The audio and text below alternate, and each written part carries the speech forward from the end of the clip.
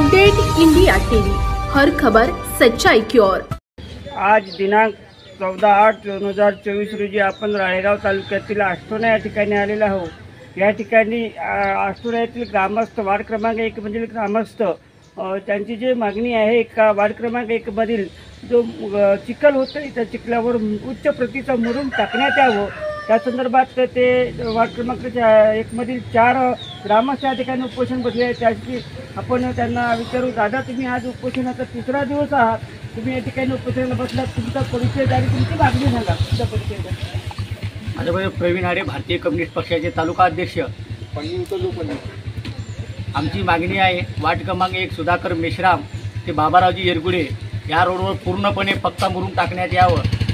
या येथील स्थानिक प्रशासनाने मुरुम न टाकता माती टाकून आमचं समाधान करण्यात आलं। हे आमचं समाधान मागणी पूर्ण न झाल्यामुळे आम्ही आजचा 3रा दिवस आहे, आमचं उपोषण चालू आहे आणि आमची मागणी पूर्ण होतली, आमचं उपोषण असंच चालू राहील। प्रशासन सांगत आहे का तुम्हाला आम्ही मुरुम टाकला आहे? माती मारून टाकून दिला तो काही मुरुम आमच्या याचाही नाही आहे, उलटं गाडून पडणारा मुरुम टाकला तर त्याला कोणी मुरुम म्हणन का? त्याला कोणी मुरुम म्हणन का? मुरुम ज्या रोडवर लाल मुरुम टाकते तो मुरुम टाकायला पाहिजे तुम्ही।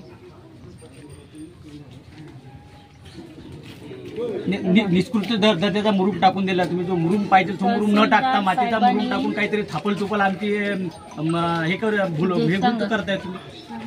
सांगा तुम्ही सरपंच आहे, सांगा ज्या मुरुमाची परवानगी दिली आपल्याला तो मुरुम टाकला ताई आपण।